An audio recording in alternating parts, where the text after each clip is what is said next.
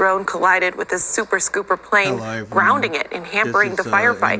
Now the FBI is looking for the operator of that drone. Fair use, fair use. It was a 3 by 6 inch hole in the wing of an aircraft, which, you know, you can imagine if that hole spread across the wing, it could take the entire aircraft down.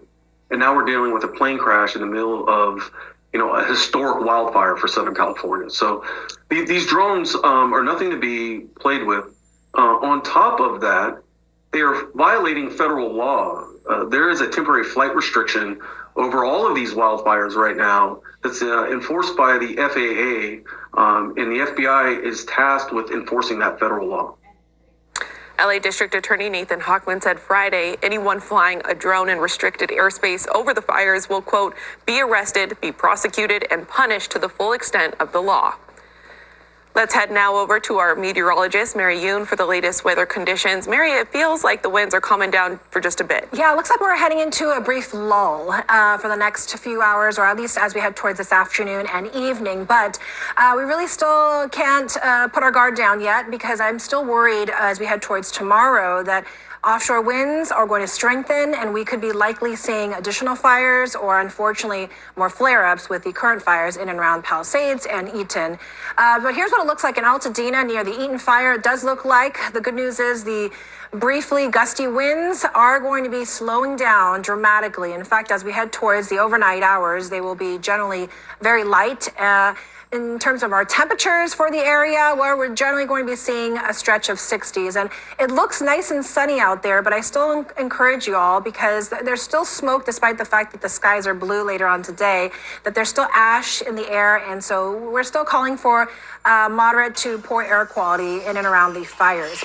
Now, as we continue on into Monday and Tuesday, the concern is that Southern California is going to get sandwiched in between an area of low pressure that's off the Southern California coastline, and also with a ridge of high pressure that is really building. And unfortunately, all the storms continue to just bypass us because of this ridge. So we're really not looking at any kind of rain, which would definitely benefit Southern California with these wildfires.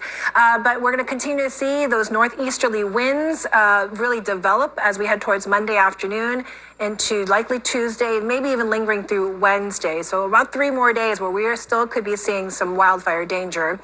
For the rest of today, though, Orange County, Riverside County, San Bernardino still under red flag warnings, which means basically wildfires could happen. The ingredients are there, they're prime, which is low relative humidity, gusty winds. We definitely aren't talking about high heat, which is good for this winter season, but the red flag warnings will continue and stretch all the way across our area mountains, across LA County and towards Ventura County as well.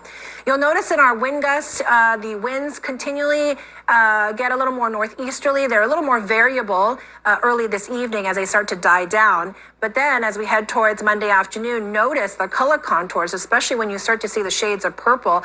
That really puts you over the 40 to 50 mile per hour range. And that's going to be something we'll see through the Santa Ana Mountains and even through Santa Clarita, stretching in towards the Ventura County Mountains as well. So the flames that are currently still getting under control could likely fan out. We could still see, unfortunately, some flare-ups.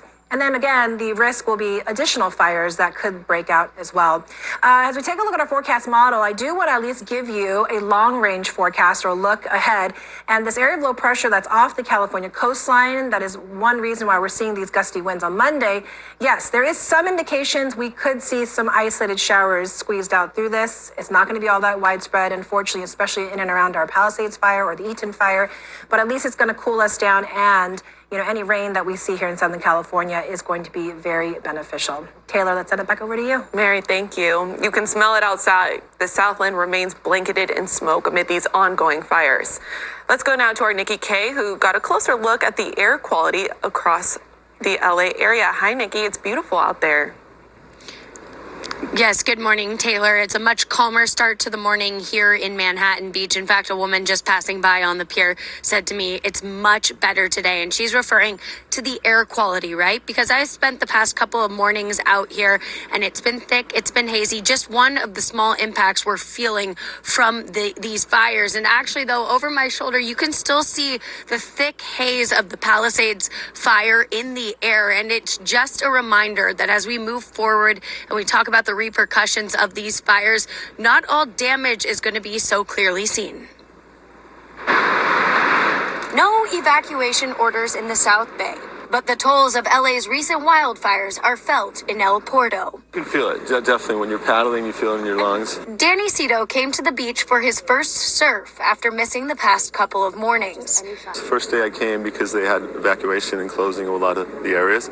So I took advantage, Mother Nature, magnesium, salt water. Rob Coe shared the same need to be outside on his first bike ride since Tuesday, although he was wearing a mask. I'm out every day. We live in such a great area that it's part of my routine. Amid air quality concerns, Dr. Irina Draluk, a pediatric pulmonologist with Cedars-Sinai, advises against outdoor activity. It's going to be a tough few weeks for us. I love being outside too. I hear you on needing to get out, needing to get a run in. Unfortunately, the entirety of LA right now is really going to be affected, and you might not feel it right away. She explains because the severity of the fires is far greater than anything we've experienced before, so too is the severity of the toxins in the air. She warns just because we don't see it doesn't mean it isn't affecting us.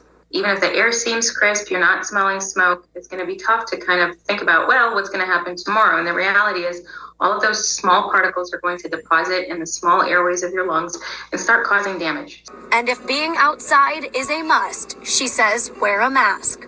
You're absolutely going to have to be outside for some period of time. Mask up. So wear something that's an N95 where at least those small particles are getting filtered while you're running.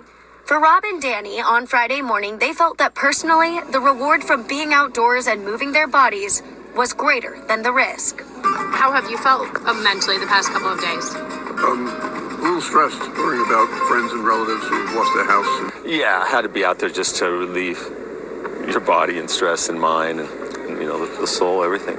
Devastating wildfires, leaving heavy skies and heavy hearts.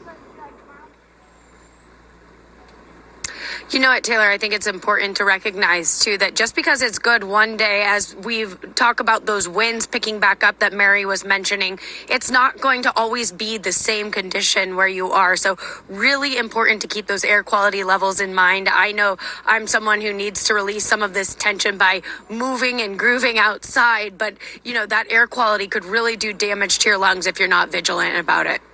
Yeah, it can. And Nikki, how can people check that air quality easily? Well, I know in our newsroom, we've all downloaded that Watch Duty app, right, which has been sending so many alerts and updates about the fires throughout the past week.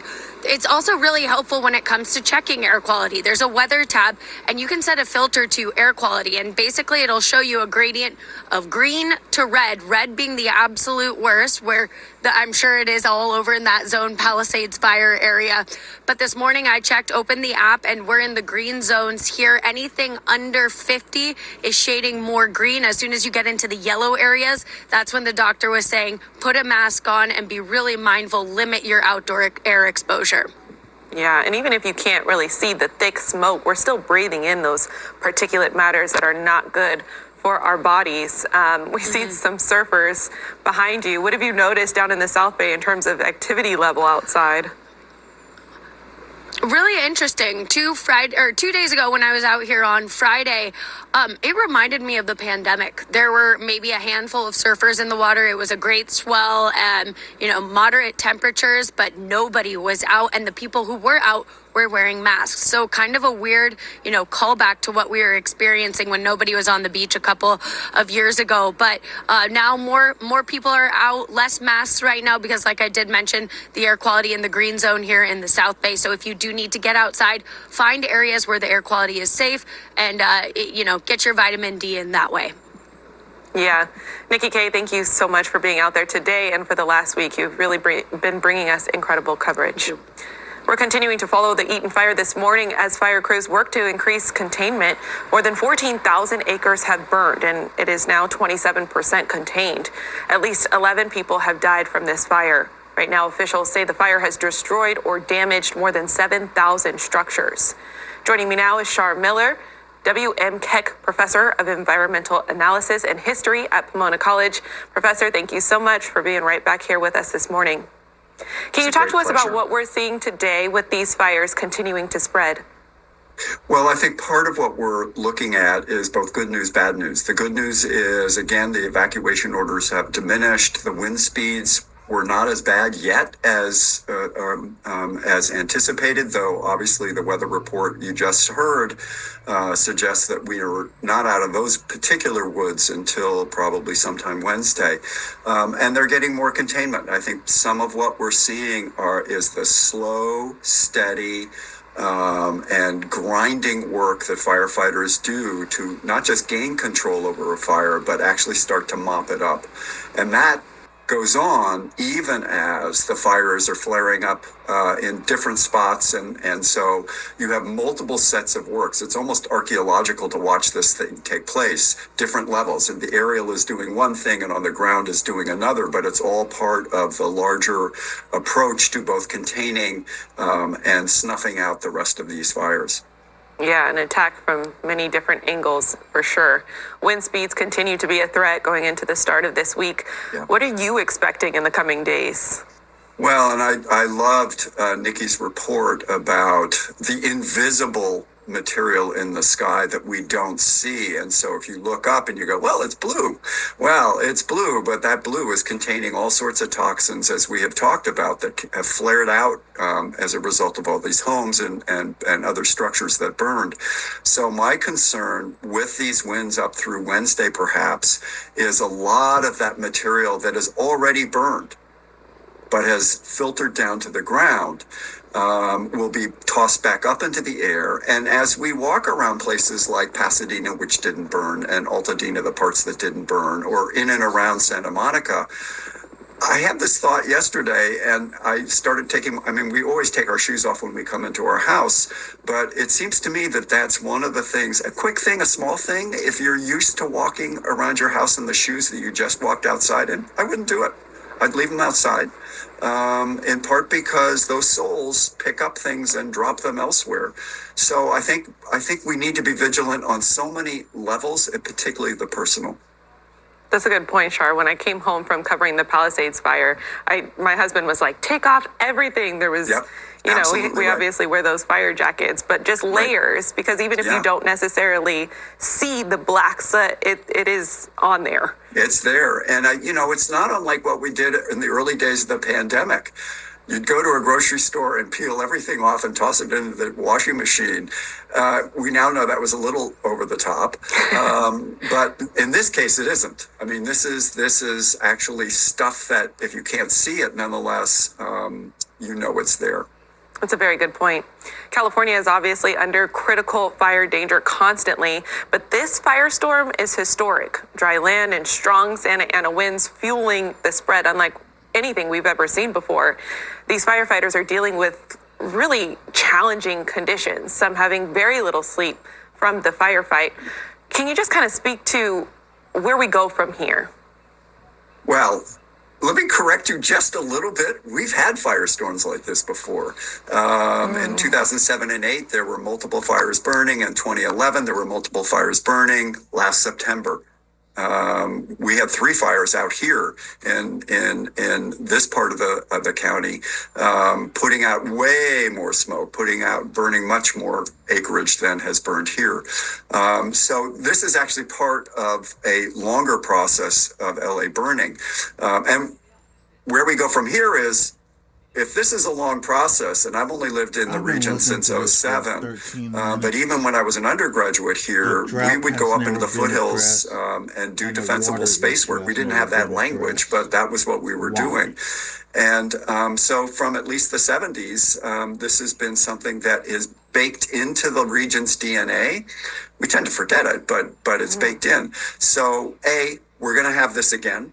We don't know when, we don't know how, we don't know where, but it'll happen again. And so for me, the chance for us to start to proactively think about what that might mean when it happens next is to think about policy, to think about the politics, and actually do the work that we have failed to do up to this point. Some of this is infrastructure. Yes, let's get the water issues resolved in some fashion. Put up more water tanks on ridge lines. Neighbors will hate it until it burns, and then they'll love it. We could actually pull people out of these fire zones through policymaking if the politics aligned, which it hasn't yet. And we can also start to think about what it means to live more resiliently in a landscape that burns annually. We haven't done that either. That's hard. We have to change our behavior, but this is about behavior change, and that requires a lot of thinking and a lot of willingness not to live the way that we have lived to the present day.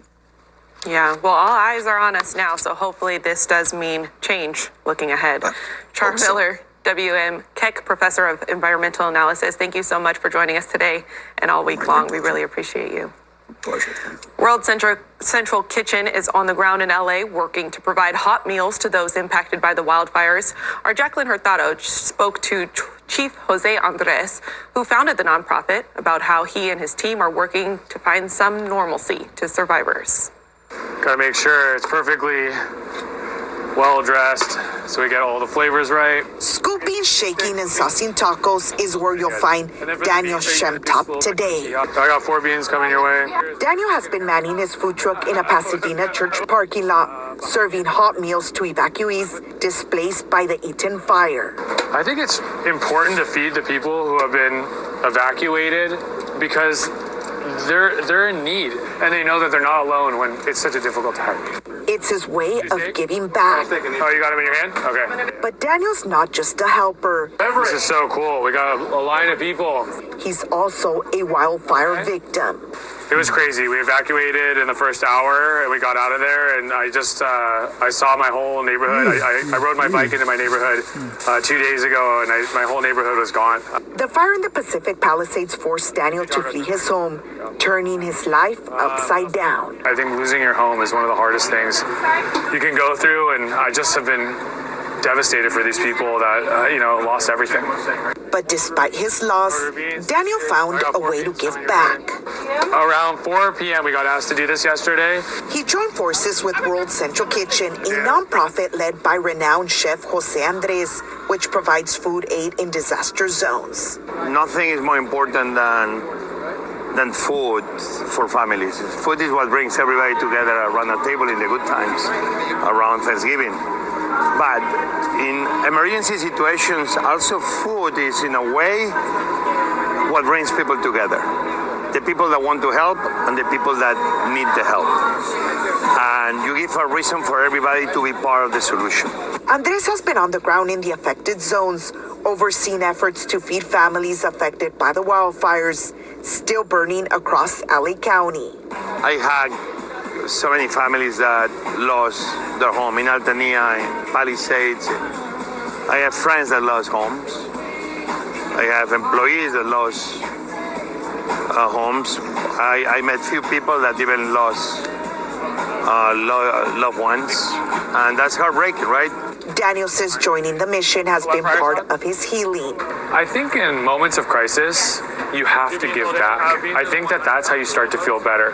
And even when the fire took everything from Daniel, he says this is a reminder that hope and kindness can never be burned away. Thank you, Jacqueline. And lots of important resources are being shared to social media this morning for those looking to volunteer or for those directly impacted by these fires across Los Angeles. Let's start with a post from LA County Libraries. They say FEMA staff will be on hand today and tomorrow from 9 a.m. to 5 p.m. to offer assistance for those needing aid. They say this is an opportunity for those impacted to better understand the options available, which we all know is critical at this time.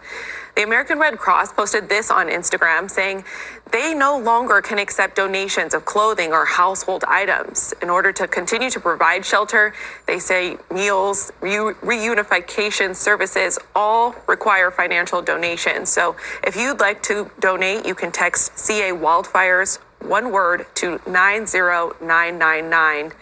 And for evacuees looking for meals, Marathon Burger is offering free meals to those who had to evacuate their homes, as well as first responders. They are located at 7507 Melrose Avenue. And here's a post laying out shelters, financial assistance, food distribution, animal care, and showers available to those in need. The Dream Center is offering emergency shelter for those evacuated from both the Palisades and Eaton fires, and free showers are still available at Planet Fitness. all critical services as the community really bands together to try to help those in need. Let's head over now to our meteorologist, Mary Yoon, for the latest weather conditions. Hey, Mary. You know, Taylor, I was just thinking as you're reading and talking about that, like showers, it just seems like something that is so basic, but so sad that the evacuees, that's something that they have to contend with, right?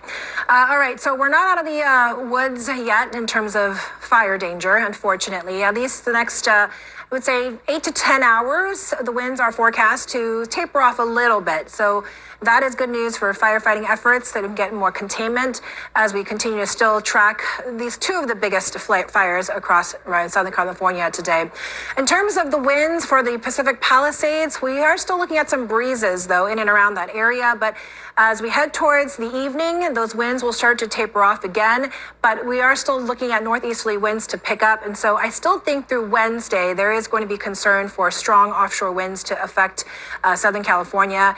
Here's what it looks like, though, in terms of our wind gusts. Later on this evening, you can see the winds are right around Simi Valley, Chatsworth, down towards Canoga Park, around 15 to 25 miles per hour, right? And then they start to shift a little and get a little more expansive, but it actually impacts more of the mountain ridges.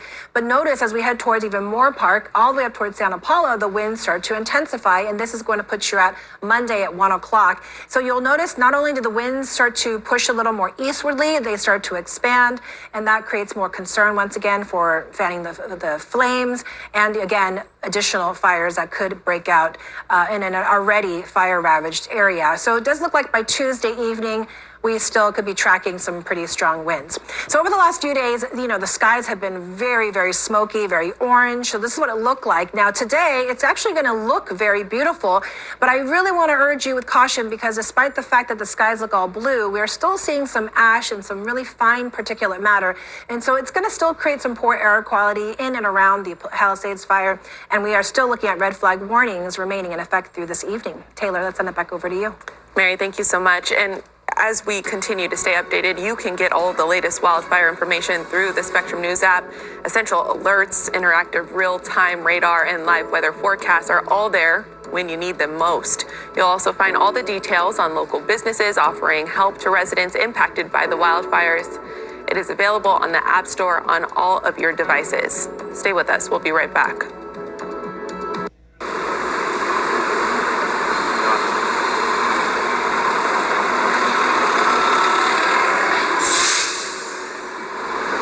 At Spectrum News, we're committed to strengthening the fabric of local communities through our reporting, with stories that inspire and news that matters on your smart TV and connected devices. Streaming live 24/7, plus on-demand weather forecasts. It's all there as you step outside with the Spectrum News mobile app, keeping you informed and in the know throughout your day. Spectrum News, your community connection, exclusively for Spectrum customers. Now available on your favorite devices. You put in unlimited hours and unlimited passion because your small business has unlimited potential. Spectrum Business is built to connect you with that potential. With Spectrum One for Business, you get fast, reliable internet, advanced Wi-Fi, and a mobile line, all for only $49.99 per month. That's more connectivity at a better price than other providers. And with Spectrum One for Business, the value only grows. With award-winning multi-layered security to defend all your devices. If it's connected, it's protected. Get all the connectivity your business needs for the lowest price around. Only $49.99 per month. That's your business made limitless. That's life unlimited.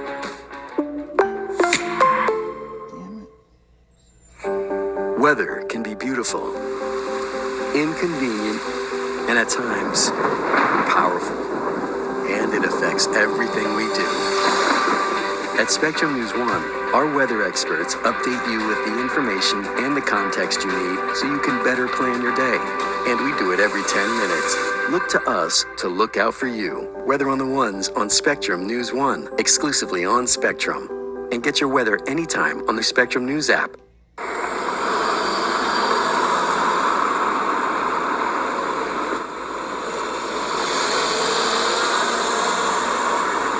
You're watching Spectrum News One. It's 12 o'clock.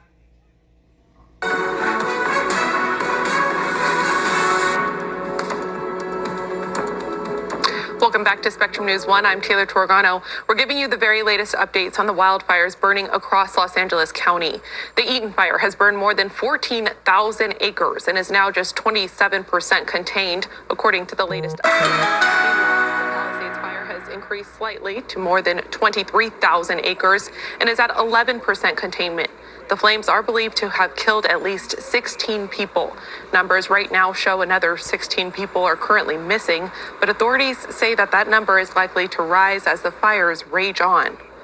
LA County officials gave an update this morning addressing frustrations by residents who are trying to get back to their homes to retrieve any belongings. Sheriff Robert Luna says there are down power lines and several other hazards throughout the fire zones, so no residents are currently being allowed beyond road closures. I stopped by several checkpoints, both in Altadena and Malibu yesterday. I personally listened to residents, please let me back in. So I'm just going to say this. In driving around some of these areas, they literally look like war zones. There are down power poles, electric wires. There are still some smoldering fires. It is not safe. Law enforcement is still enforcing curfews in effect from 6 p.m. to 6 a.m. Luna says they've made more than 24 arrests for looting across the Eaton and Palisades fires, as some take advantage of those directly impacted by the devastation. Luna also noted that just yesterday, one person was arrested for burglarizing a home while impersonating a firefighter. As of this afternoon, the Palisades fire remains the largest of the fires burning across the Southland, as well as the least contained. It covers more than 23,000 acres. New evacuations were expanded this weekend in parts of Brentwood and in the hills of Encino and Tarzana. Winds are set to pick back up through Wednesday evening. In many cases, residents living in the Pacific Palisades area lost everything to these fires, including places like church, where they went to for hope and fellowship. Our Jazz King joins us now from the remains of the church in the Palisades. Although it looks like you might have moved a bit now, Jazz, what are you seeing out there? Yeah, good afternoon, Taylor. Just seeing a little bit of what we've been talking about really since Tuesday is the destruction that the Palisades fire left behind. So we're just a little bit down the street from that church that you had mentioned. And if you look over here, I'm going to get out of the shot. This is what a majority of the neighborhood here looks like. It is char, it is ash. As Sheriff Luna mentioned there, you're still seeing some smoldering hot spots. And now, Jorge, if you pan to your right, what's interesting is if you go right across the street, literally from where I just was, you see a couple of houses intact. And so again, these are few and far between to find, but there are some houses that are fully intact. The structures seem virtually untouched by the fire, but if you go 10, 15 steps away from that, you're seeing nothing but ash and buildings that have been homes that have been torn down. So that's been kind of the common theme throughout driving around the Palisades. Also interesting to note, I did talk with a CAL FIRE employee. They are here, they're assessing the damage. They're trying to see if the structures are okay, what they're dealing with in terms of the down power lines. LADWP employees are here, SoCal Gas employees are here, trying to get a lay of the land and figure out, okay, are we going to be allowed, going to allow some of these people to come back to their homes? And so that's been kind of the next step in trying to recover from this devastating fire. As Sheriff Luna mentioned, at this point, not safe enough to allow residents to come back in. We've driven around the area quite a bit so far this morning, and we're still seeing some of those down power lines he was talking about as well. We've been talking about it for days now, but truly that destruction can kind of leave you speechless. And when you look at those ruins that you're showing us, our heart really breaks for those whose most prized possessions were used as fuel as the flames blazed through those neighborhoods.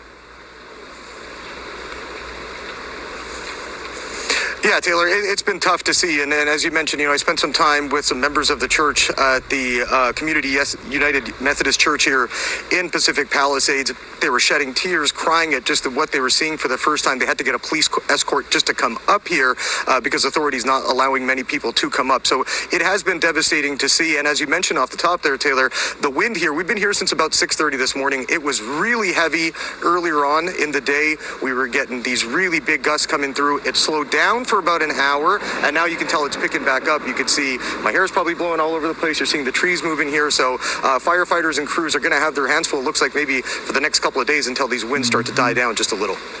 Yeah, you just touched on it, Jazz. One of the residents you spoke with earlier, though, they said something that really stuck to me.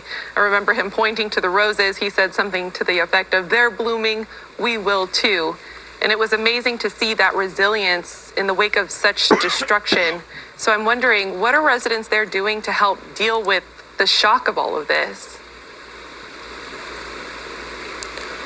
Well, the few people I talked to, Taylor, are looking for a sense of community and coming together. You know, we've heard this a lot over the past 4 or 5 days about how tight-knit the Pacific Palisades community is, and obviously this is impacting other areas of Southern California, but specifically for those people that are living in the Palisades, they're trying to connect with their neighbors, they're trying to connect with their loved ones, just simply through text messages, sharing stories, sharing where they can pick up resources that they might be missing. Of course, some of these people have nothing but the clothes on their back when they left their homes. They don't have toothbrushes, little things like that. So they're all trying to coordinate, stay together as they try and go through this really devastating event and trying to look forward to how they're going to try and piece their lives back together. All right, Jazz King, thank you so much for being out there for us all morning long. These stories are crucial as we look to the road to recovery. Let's head now to our meteorologist, Mary Yoon, for the latest weather conditions. Mary, the winds are picking back up. Yeah, in some spots we're starting to see some breezy to windy conditions, but as we head towards our evening, most of the winds should start to back off a little bit. However, it is more of a precursor to what we are going to be seeing in the next day or two. In fact, by late Monday into Tuesday night, we are in store for another Santa Ana wind event, another strong offshore wind event. So that means we have to stay alert. As we take a look over Verdugo Peak, this is a little hazy out there. This is a viewpoint towards the southern part of the San Gabriel Mountains, just near La Cañada Flint Ridge and near the Eaton Fire. In terms of what's next, where we're tracking red flag warnings, and they are actually going to be lasting until Wednesday evening for most of the LA County area, the mountains that is, other than the basins that'll be wind protected. Those stronger offshore winds, unfortunately, means that we could be looking at, once again, critical fire danger. So you can see it on this maroon shade. These are the cities and areas that, once again, are going to be contending with lowering relative humidity, likely in the single digits, and gusty winds as well. So it doesn't mean that fires are going to happen, but it certainly means the ingredients are there for some wildfires to break out, or even for the Palisade Fire or the Eaton Fire to have any further continued flare-ups as well. So this is going to be through Wednesday evening. The LA Basin will be basically sheltered, so the red flag warnings don't encompass places like downtown Los Angeles in towards LAX. There is a wind advisory for the Pacific Palisades area as well, and that is going to last until Wednesday. The high wind warning that's been across our Ventura County mountains, that'll be expiring this afternoon. So taking a look at your wind speed outlook, it is going to be generally breezy. Those winds dip down just a little bit, and then they start to pick up later Tuesday into early part of Wednesday.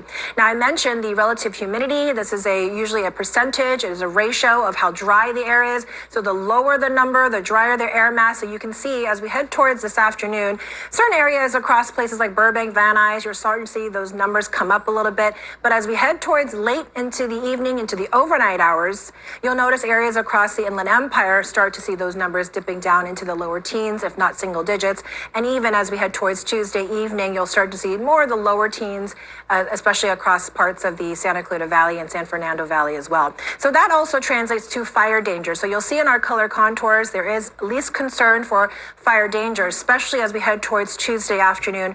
The strongest winds will likely start to press through areas of the Inland Empire. So you can see places like Beaumont, just near Hemet, even right through the Santa Ana Canyons and passes. That's where we could likely see the increased fire danger as well. It starts to lessen all across Southern California, but still looking at a little bit of a concern towards the low deserts. And it's all a result of this pattern that's going to be developing here as we head towards Tuesday. There will be an area of low pressure off our coastline. It is also going to be paired with a very strong ridge of high pressure. And so that pressure gradient, the difference, will start to kick up those strong northeasterly winds. And that's basically the pattern we'll be in through at least late Tuesday into Wednesday. And then by Thursday and beyond, we'll start to see some changes, some cooler weather, and maybe even some showers by next weekend. Taylor, back over to you. Thank you so much, Mary. Today, Governor Gavin Newsom issued an executive order to make it easier for fire victims to quickly rebuild their homes. The order streamlines qualifying building permits, halts some environmental building regulations, and calls on state agencies to find more ways to help speed up this process. Here's what Newsom had to say on NBC's Meet the Press. Here's the big thing. I'm worried about issues of rebuilding as it relates to scarcity, as it relates to property taxes, meaning scarcity of resources, materials, personnel. I'm worried about time to getting these projects done. And so we want to fast track by eliminating any CEQA requirements. Newsom says the executive order also addresses price gouging on items or services that are needed to build those homes until January 7th of next year. The Eaton fire continues to burn in northeastern Los Angeles County this Sunday afternoon. It's scorched more than 14,000 acres and is 27% contained. Right now, officials say the blaze has destroyed or damaged more than 7,000 structures. Many of those structures were homes that have been passed down from generation to generation. One family lost 4 houses between 4 family members. Jillian Jorgensen spoke with them about this devastating loss. To imagine the life you build for years and years, and just to see it reduced to this. Ishelle Williams has lived in this Altadena home for 16 years. When she evacuated Tuesday morning at 3:30 a.m., she didn't have time to grab much. A few pictures. My grandmother had a clock, a 25-year anniversary clock from Alpha Beta grocery store that she worked at, so we got that. We got my father's ashes, his flag from the military, and a few more things. Not much.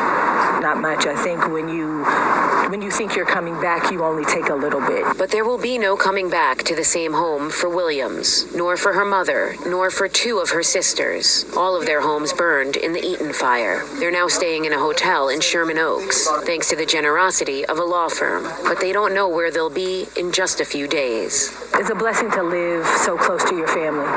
But in this situation, that blessing turned into all of us not having the ability to support one another. They were able to support one another the night of the fire, keeping in communication and deciding as a group to evacuate, allowing all 10 adults, 5 kids, 4 dogs, and 1 parrot to make it to safety. About 3 in the morning, we saw it cresting the hill, and it's just blazing, and we all, as a collective, start calling each other, I think we should get out. So all of us got out, we go outside, and it's just pitch black because there's no power at that point. The wind is swirling, the ash is in the air, and we're just like frantically trying to get out in the dark. Ishelle's sister, Kimberly Williams Gilliam, lost her home, the home their grandmother purchased in 1976. All my grandmother's things was there. Everything, all our pictures that we thought we'd be able to go back to was just gone. But at the same time, my main thought is everybody got out. Even with all the devastation, we all are still together. Kimberly and Ishelle lived just around the corner from their mother, Matilda, whose home, where the family was raised, also burned. In addition to her 4 daughters, she also raised many foster children here. People tell me, your mom's house was everything to me. That's my first place that I had comfort, that I knew I felt safe, has been, that part makes me sad. About a mile away, their sister Ellen Williams lost her home as well. As she left it for the last time, her 2 neighbors' homes were burning, and she knew hers would be next. That last look, when you look behind you as you're pulling out the driveway, and I was like, this is my house. She never imagined she'd be unable to return to her home. You think about the wedding photos, all my son's pictures when he grew up, my diplomas, my degrees, all of that. It's just reduced to nothing. Saturday, Ishelle went back to what was her home with her son, Braden, to survey the damage. It wasn't easy. That was hard. Papers saved from her doctorate were reduced to ashes. But in front of her neighbor's burned home, a little free library stood, undamaged. Inside, Ishelle found a children's book she'd written about foster care. In its pages, a memory of the home she's lost, rendered by the illustrator. This is what our house looks like.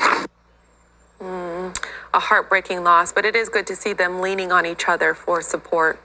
Amid this historic wildfire, many people want to get out there and see the destruction firsthand, but officials are urging everyone to steer clear of the area as they try to preserve what is now a crime scene. Earlier this week, a drone collided with a super